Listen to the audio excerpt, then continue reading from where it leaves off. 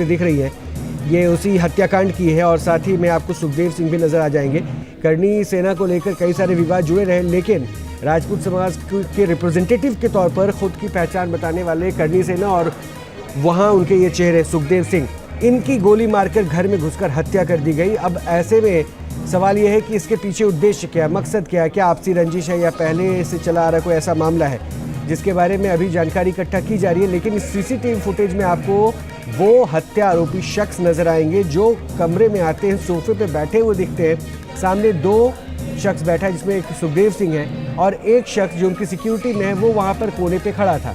लेकिन जब तक ये कुछ समझ पाते, सोफे से बैठे बैठे इन्होंने कमर से पिस्टल निकाली और सामने ताबड़तोड़ फायरिंग कर दी और गन शॉट लगातार तब तक फायर करते रहे जब तक उन्होंने अपने आप को आश्वस्त नहीं कर लिया कि उनकी मौत हो चुकी है। यही नहीं, जब वो सिक्योरिटी इंचार्ज जो वहाँ पे खड़ा नज़र आ रहा है वो भागने की कोशिश करता दिखता है तो गन शॉट उसके ऊपर भी फायर किया जाता है और उसकी भी हत्या कर दी जाती है। तो ये अपने आप में हैरान करने वाली घटना। आशुतोष जुड़ चुके हैं। आशुतोष, एक बार फिर से हम चाहेंगे माफ़ी चाहूँगा, एक बार हम फिर से चाहेंगे कि इसकी जानकारी दीजिए, क्या इनका बैकग्राउंड कुछ पता चल पाया क्या? देखिए, बिल्कुल इस वक्त हम स्पॉट पर मौजूद हैं जहां पर ये पूरा घटनाक्रम हुआ है।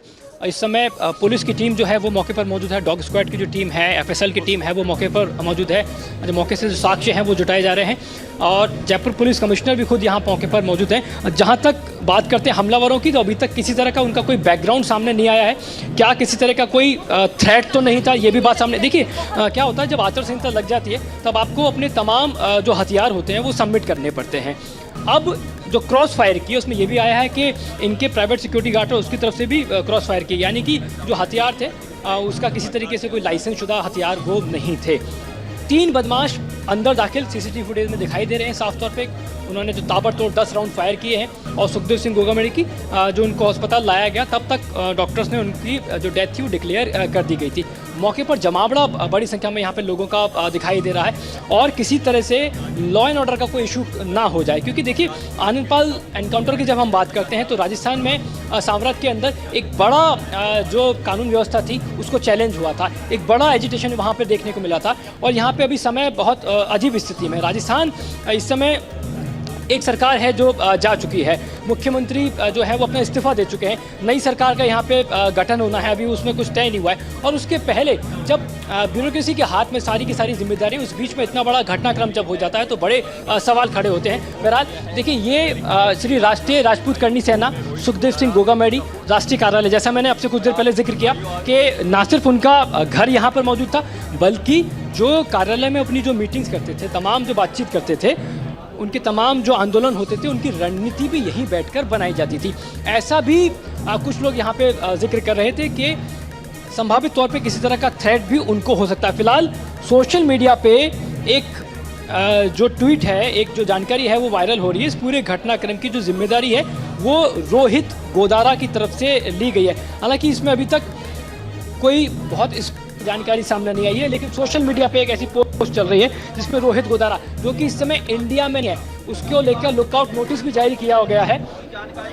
कहीं ना कहीं रोहित गोदारा गैंग की जब हम बात करते हैं तो लॉरेंस बिश्नोई जो है उसके साथ में उसका कनेक्शन स्थापित होता हुआ दिखाई देता है।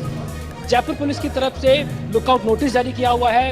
अब से पहले जयपुर में बहुत से ऐसे घटनाक्रम हुए फायरिंग के जिसकी जिम्मेदारी रोहित गोदारा ने ली है, लेकिन अभी तक जयपुर पुलिस की तरफ से, राजस्थान पुलिस की तरफ से इस बारे में कोई आधिकारिक बयान नहीं जारी किया गया। सोशल मीडिया पे पोस्ट चल रही है कि रोहित गोदारा, जो कि इस समय इंडिया में मौजूद नहीं है, खाड़ी देशों में उसकी उपस्थिति बताई जा रही है, जहाँ तक पुलिस सूत्र कह रहे हैं, उसने इस पूरे घटनाक्रम की जिम्मेदारी। अच्छा आशुतोष, देखिए बहुत कंट्रोवर्सीज रही थी और खास बात ये भी है कि लगातार ये कहा जाता था कि करनी सेना बिल्कुल मुखर है और ये उनके प्रमुख चेहरे थे। ऐसे में घर के अंदर घुस जाना, सिक्योरिटी इंचार्ज मौजूद और उसके बाद गन शॉट फायर करके मौत के घाट उतार देना, यानी पूरी प्लानिंग के साथ इसे एग्जीक्यूट किया गया सत्याकांड को। इस बात को तो डिनाई फिलहाल पुलिस नहीं कर रही है। देखिए, ये बिल्कुल तय है कि ये जो कॉन्स्पिरेसी थी ये बहुत तयबद्ध तरीके से की गई थी, बहुत ऑर्गेनाइज्ड वे में की गई है, क्योंकि बहुत फ्रेंडली तरीके से उन व्यक्तियों का यहाँ आना, उन हमलावरों का यहाँ आना, और संभावित तौर पर हो सकता है कि जिस नवीन शेखावत की डेथ हुई है, हमलावर की डेथ हुई है, संभव है कि उस व्यक्ति को सुखदेव सिंह गोगामेडी जानते भी हो, क्योंकि जिस तरीके से वो दाखिल हुए हैं बहुत फ्रेंडली तरीके से हैं। आप फुटेज में देखेंगे कि बहुत व्यवहारिक तरीके से बैठे हुए थे। और सुखदेव सिंह गोगामेडी आमतौर पे लोगों से मिलते थे, युवाओं से मिलते थे, लगातार उनका इंटरेक्शन रहता था। किसी भी मुद्दे को लेकर बहुत प्रमुख भी रहते थे। तमाम उनके जो आंदोलन रहते थे उसमें सबसे ज़्यादा जो भूमिका रहती थी वो युवाओं की रहती थी। ऐसे में उन युवाओं का अंदर घुसना आप देखेंगे कि बहुत ज़्यादा